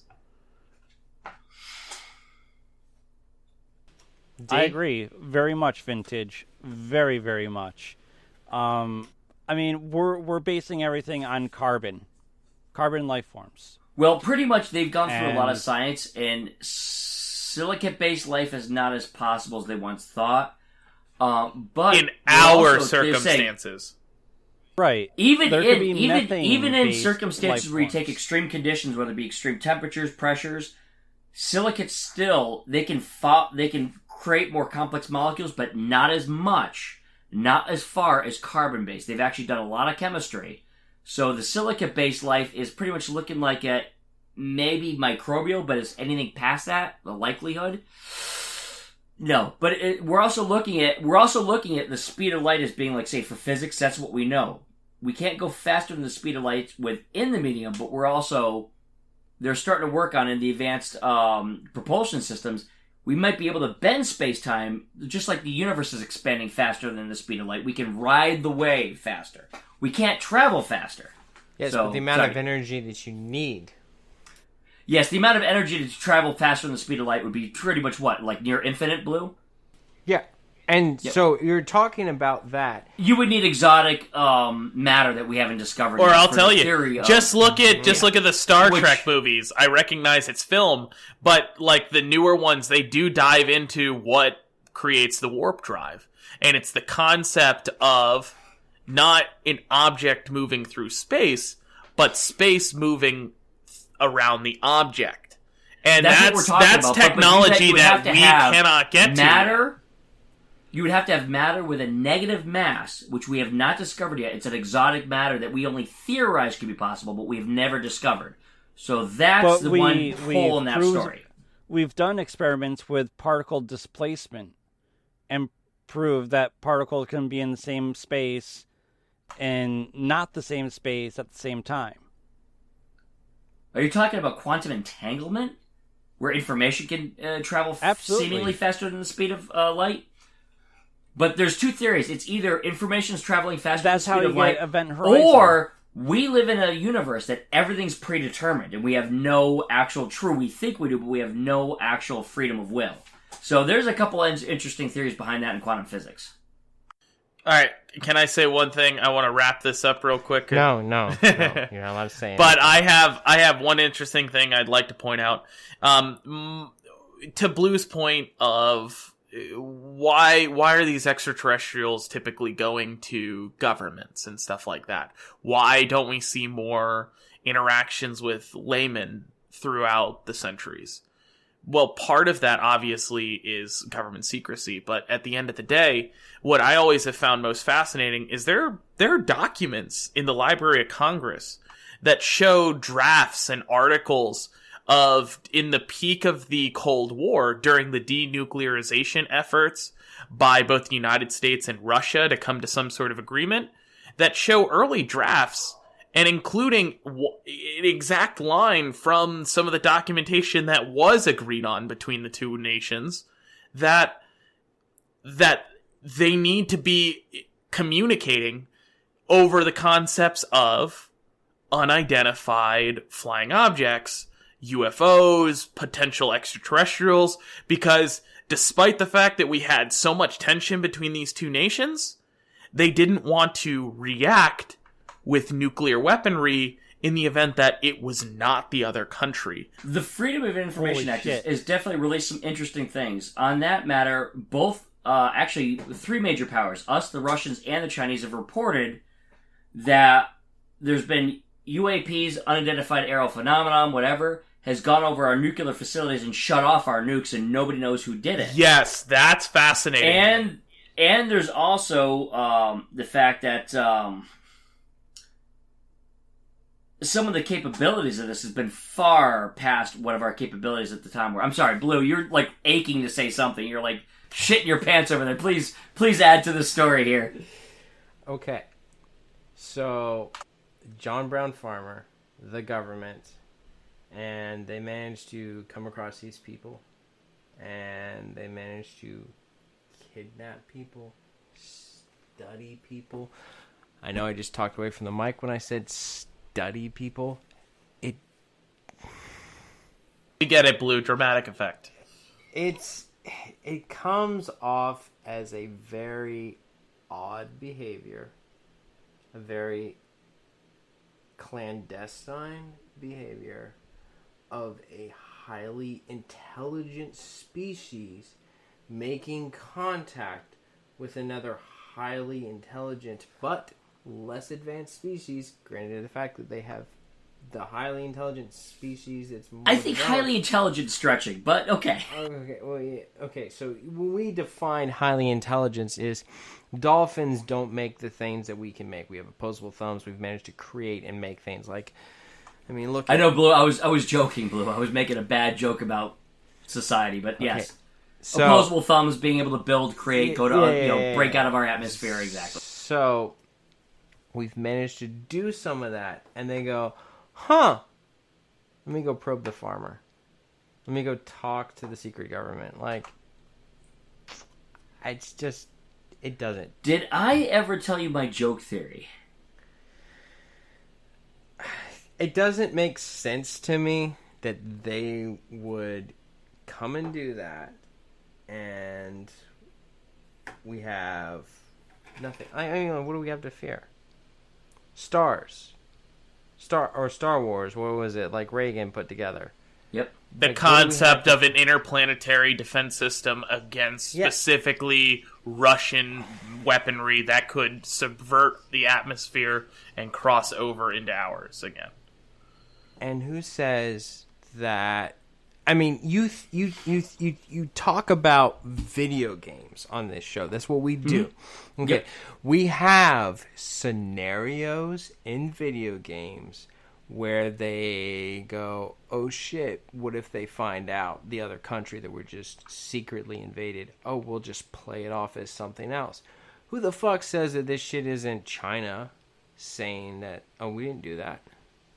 Playing it off as something else. Russia's saying, "Oh, we didn't do that," or the U.S. saying, "Oh, we didn't do that." The only problem with that, We're not the only superpower in this fucking world. The only problem with that is when you take a look, when they actually took. There's more footage. I mean, the Pentagon has gone over this. There's more footage than what they've released to the public, but they can't because of all the stats and everything. There's some technology that we use for, seeing stuff and everything else they can't see. What they've said is this stuff is moving. The maneuvers it's doing is beyond our ability to understand physics, like the speeds, how quickly they can change direction, is against our current known laws of physics. Now, could it still be one of the superpowers if they made a breakthrough? Yes. But the one thing that the Pentagon officials have admitted is that it's unlikely because that if somebody did have this technology, it's so far, multitudes and leagues ahead of what we have currently, that if somebody did, like one of our enemies, they would have dominated the planet by now. They would have said, yep, guess what? We fucking have it. Fucking sit down and beg for mercy. Pretty much if any of our enemies had it, we'd all be at their mercy right now because that technology is so far advanced from what we have. Well, and what the about abilities the violates black what holes? Exactly. The thing is that all right. So it may be bullshit. It may be information. It may be misinformation. It may be bullshit. We may have actually hit stuff like that. But it's kind of like, it just means that there's a possibility. I'm not saying, like, go ahead and believe this. I'm saying it's a possibility. Yes. It's in the realm of possibility. I didn't say I full-on take its aid. I'm saying it's interesting, it's shocking, and it's in the realm of possibilities. But I need to see hard evidence first. Yes. And you could look at it on the other side of the conspiracy theory, that if you take current things like... So there's this whole... The government's at least 20 years ahead of us in technology as far as the secret stuff. That's pretty much been Yes. an average, which is rang true throughout history, throughout our current industrial history. Yes. But on top of that is there was a conspiracy theory that when Twitter went down last Wednesday, it was China, after the fact that Donald Trump said, "Fuck you, China, for Hong Kong. Fuck anyone who's got Chinese assets. We're going to reach out and hold you by the throat." And it was, some people speculated that it was China saying, "Knock, knock, motherfuckers. This is what we can do." Yep. Because when you have a president who talks about policy on Twitter, Yep. and companies, we had an attack, Which I talked about is this, that killed the stock market terrible. several years ago. So this could be, oh shit, they found out about us, so let's deny. No. They found out about us. The superpowers, like, they found out about us. Let's deny it, because taking over militarily, dominating, is not always the name of the game. Sometimes it's information warfare. But is this the same hack that happened to Elon Musk, Bill Gates, and everybody else? Yeah, the Bitcoin scam. Yeah. Went on Yep. for like an hour. There's still investigation by the United States into whether or not that was China or Russia. Those are the two biggest suspects in this, because we've seen on numerous I thought there was occasions. a Twitter guy who was disgruntled employee. He had mid-level access. Somewhat. So the running theory right now is state actors, whether they were from Russia or China or affiliated with either of the governments, regardless, they were able to convince a mid-level employee of Twitter's support staff to provide them with the tool that would allow for password and email resets, or guided them towards doing the email and password resets.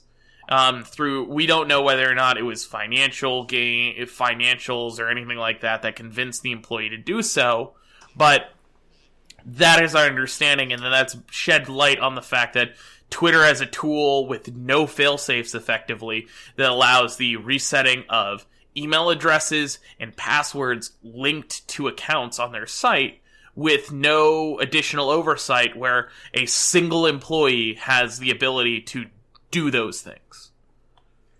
Ooh, I'm gonna bring this around. I'm gonna bring this around even into the alien stuff. Ooh. Alien. What if?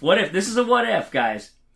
What if, like, say, because you know that with the information warfare, the hacking, China and Russia have really, and with the electronic warfare, I don't know if you guys keep up on military stuff. Hold on, D. Is it a what if, or wouldn't it be funny if? No. It's a what if. It's only That's what if. right. Don't worry. It's only what if. Watch it. You better watch that. What if? Wouldn't it be funny? Bullshit. No, I'm not saying that. I'm not saying that bullshit. Don't worry. I'm leaving the be.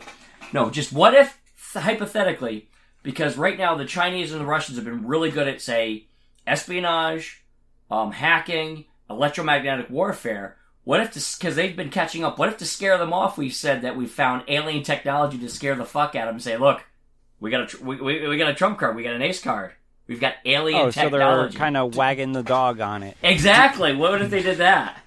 Dude, we do have a Trump card. It's our fucking president. It's a chaos card. Hey guys, what could happen? Who the fuck knows? This week I'm just talking about intelligence exams. Next week I'm talking about the existence of aliens. It's gonna be great. It's gonna be the greatest show ever. Whoever's writing 2020, get off the fucking drugs. Yeah, seriously, we're talking about this before the show. Are we going to see a return of the murder hornets? Or was that just like a one-time thing? Or are they attacking California and we have no idea right now? I'm kind of pissed about the murder hornets. I think the murder hornets did not get a fair shake at fucking shit up. They did not get a fair turn. What the hell? It's like some of the shit you brought up in like Game of Thrones, and they're like, "Look at this huge army." Well, yeah, we forgot about them. Yeah, it's like the girl and her brother who were just dragging Bran around for a season and a half. What happened to them? They seemed like they were going to be a major impact. Yes, they died. I know they died, but everybody thought they were going to be some major impact, and then it's like, hold on. Bran never needed them. All I needed was Holdor. And that was Bran's like a his shiesty line little for fuck. Hold the door. Did anyone get mad when they found out that's the whole reason why he says that? It's he had a stroke and it's hold the door. That was the last sad, funny. understandable moment of the show, and then it was just kind of like, hold on, who's really writing the season now? No, I think he really wrote it. I think he put it in there, and he's like, yeah, guess what, motherfuckers? Guess what I could do? Like, yeah, that's what I'm saying. I actually thought it was a very quality thing to do because it was a valid explanation, and obviously given the pseudo time period this takes place in that doesn't have a firm grasp on like modern mental disabilities and the impacts of physical conditions on the strokes, brain. Head injuries, etc. Exactly. I thought that was very fascinating that that's what ended up causing it. And it's not like Hodor was born with a mental deficiency.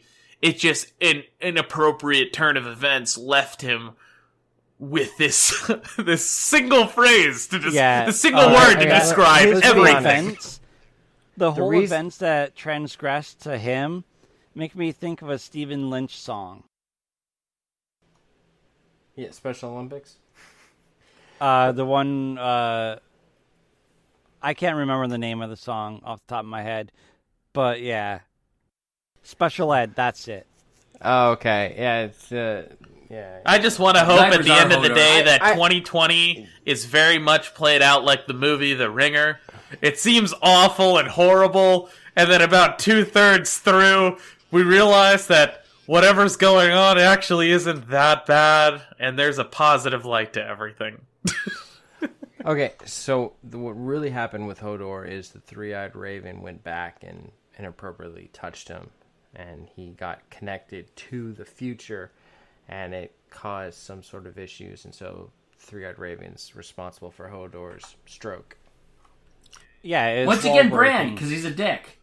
Well, I think that was what? Is that pre-Bran being the Three-Eyed Raven? Yes, it's pre-Bran. Yeah, being that's his the Three-Eyed mentor. Raven. That's right. But they're all been a while. connected. I mean, who knows? All we know at the end of the day is who's got a greater story than Bran. Yeah, right? Jesus Christ. God, that... At the end, the way the final season ended in that show was just kind of... It was kind of a letdown. The Dark Knight. It's like, okay, guys, that's cool. Great, sure, I get it. White Walker should have fucking won. Yes! It's like...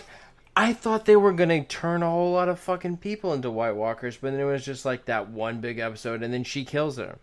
I'm just like, Arya kills the King of the Walkers.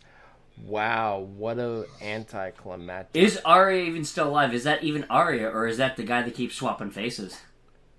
Okay, yeah, there's one thing to swap faces, there's another thing to make yourself a tiny little girl.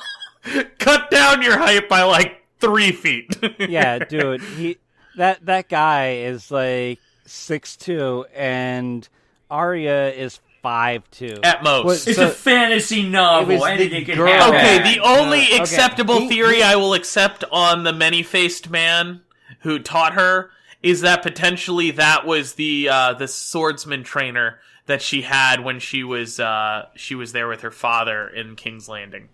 That's the only acceptable theory about him I will accept. That's true, but there was the other theories that Arya didn't win. It was the other girl that killed Arya. So there was that I kind of believed if that wasn't Arya Stark, but I don't. I mean, we discover like the next few episodes, it clearly was Arya. Otherwise, she would not have had as much of an emotional impact to Jon and everything else. What about the whole theory that the King of the White Walkers is actually Bran later in the future, gone into the past?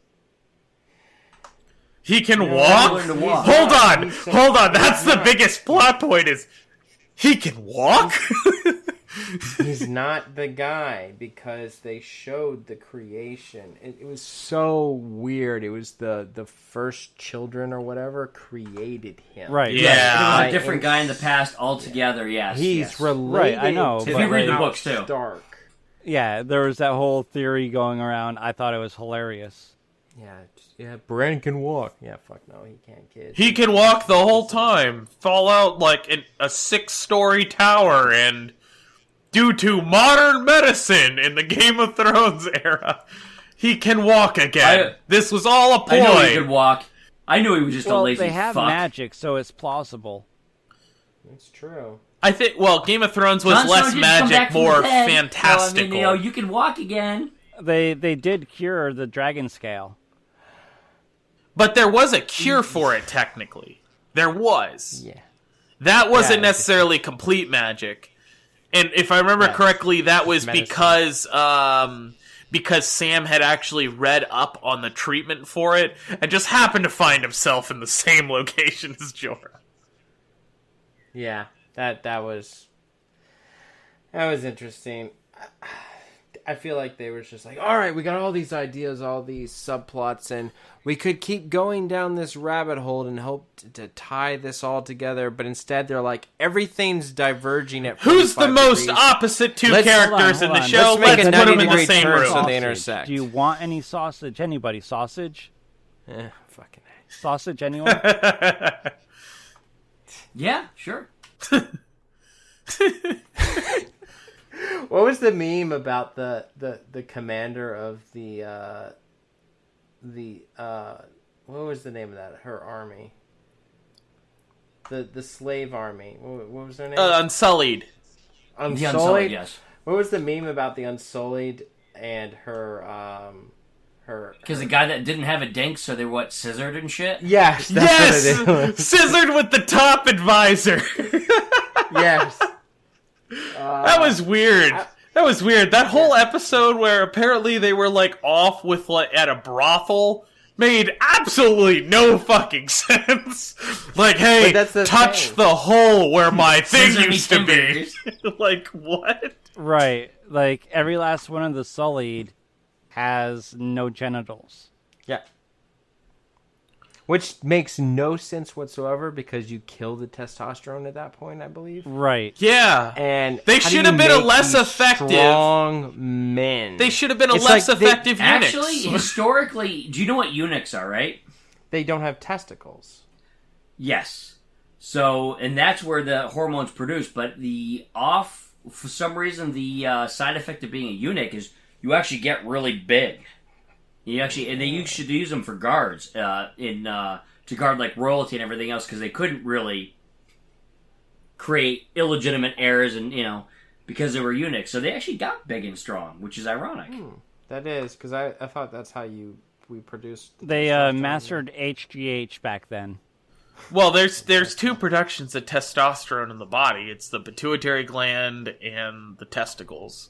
And Yep. I can point blank tell you, there is no way an army with dickless and ballless men were more valorant and absolutely badass than good old Varus. Dude, what is it? There was a great scene where he's carrying around his nutsack in a little bag. God damn it. That's quality television right there, I'll tell you what. He's got Incest and testicle change bags. Yeah. If you can count on Game of Thrones for anything, it's three things. Flaccid, straight dicks, testicles in a bag, and sister fucking. Yeah. So I really would have what loved about Cersei. ant fucking?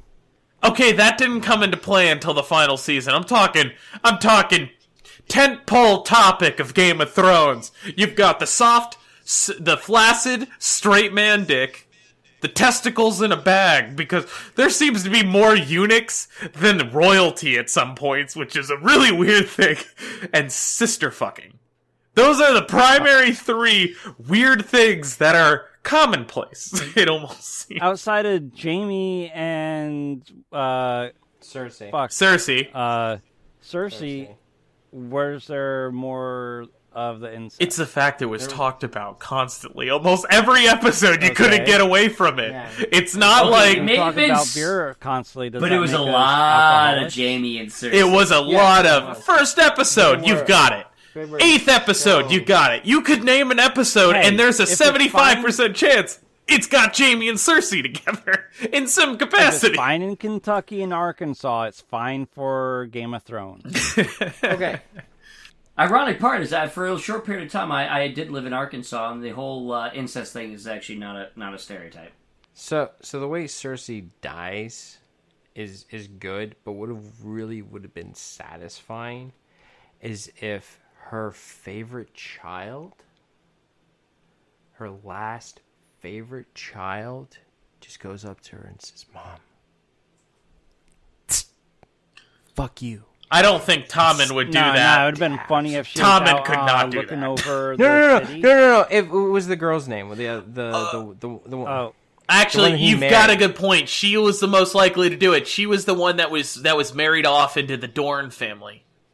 Yeah. So if she twisted his mind, which she was loving, caring, and all this other stuff, and she was trying to twist him a little bit in her direction for her own protection, twisted his mind in such a way that he would have been like, "Yeah, fuck, I'll go kill my mom." Her.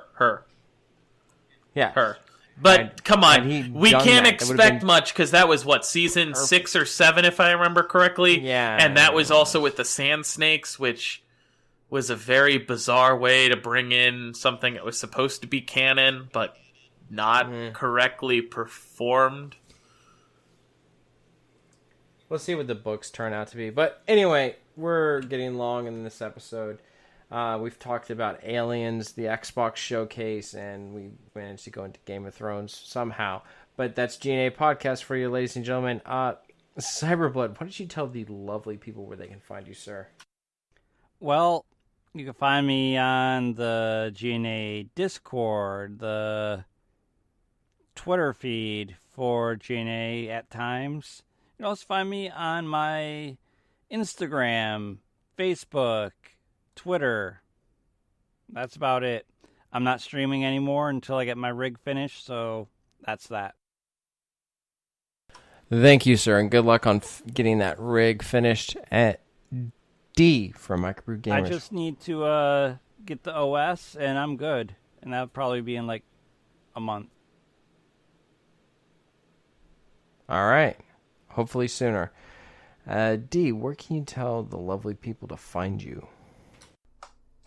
Well, I'm going to be on a little UFO hovering around and capturing up and snagging up Zyber to give him an anal probe. Other than that, I'll be on my Excellent. website. I'll be lubed and waiting. It'll be a second, allegedly. It's a date. Allegedly. You can also find me on microbrewgamers.com, my website. You can find me on Twitter, occasionally Twitch. You can find me on Instagram, Facebook, YouTube, Microbrew Gamers with a Z instead of an S. So pretty much, and of course I've got my own Discord, but I'm usually haunting the G.N.A. Discord to see if I can scar some people for life. The Daymok approach, I love it. With a little less shit involved. And Vintage, why don't you tell the lovely people where they can find you, my good sir? Well, to be completely blunt with you guys, usually I would say don't, because that's not appropriate for children. But these days, I'm lurking around the G.N.A. Discord. I'm lurking around my Discord. And you can find me on Twitch at twitch.tv/vintagedc. I'm live there 1 to 3 times a week, depending on how things go.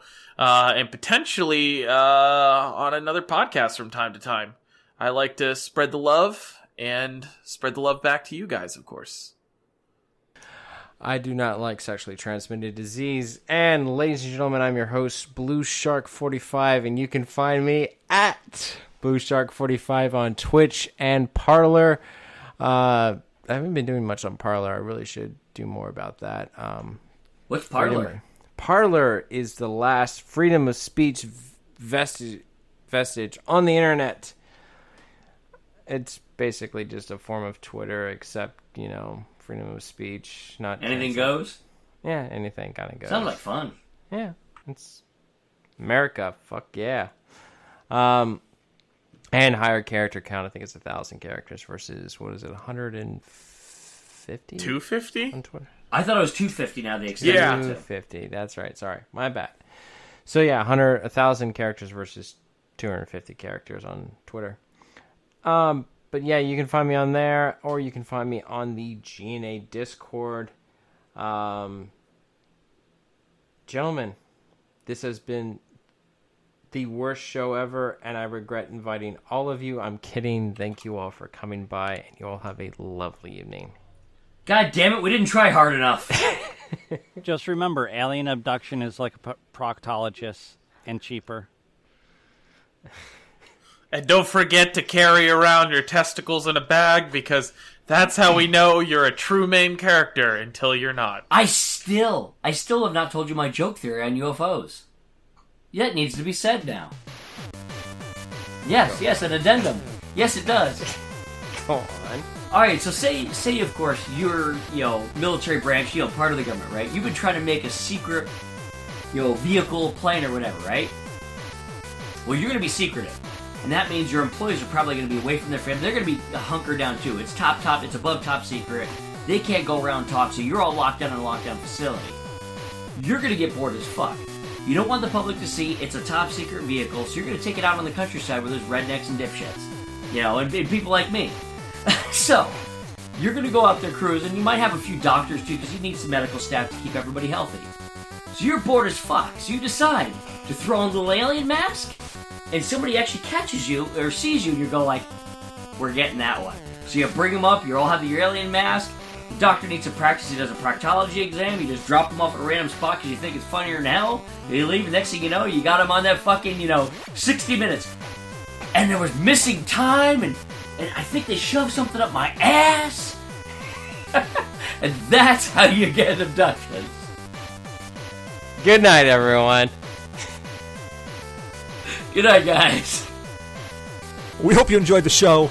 G.N.A. Games, Nerds, and Alcohol. Don't forget to rate, review, and subscribe on your favorite podcast app. Reviews help people find the show, so if you enjoy listening to us, let other people know. You can find us on iTunes, Google Play Music, Podcast Addict, Player FM, Stitcher, Spreaker, MyTuner, Your Listen, Spotify, iHeartRadio, and a whole bunch of other places. If we aren't someplace, let us know. We'll upload there. You can also follow us on Twitter or Facebook by searching at G.N.A. Podcast. You can also join our Discord chat. Just see the pinned tweet. We do a game show night every first Saturday of every month on Mixer at www.mixer.com/GNA podcast. And join us every second Saturday of the month for Horror Movie Night, hosted by Zyberblood. We want to thank Morgan BS Photography for our artwork and logo. Check him out at morganbs.com. And please email us at GNApodcast@GNAinyourdNA.1 with all your questions, comments, or death threats. We would love to hear from you. And last but not least, please be sure to check out our website at www.GNApodcast.com.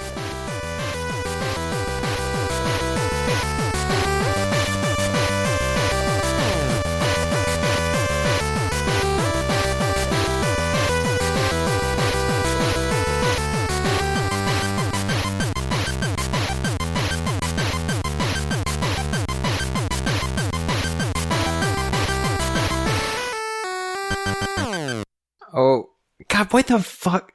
No, just no. I don't think anybody's that much of an alcoholic on this show.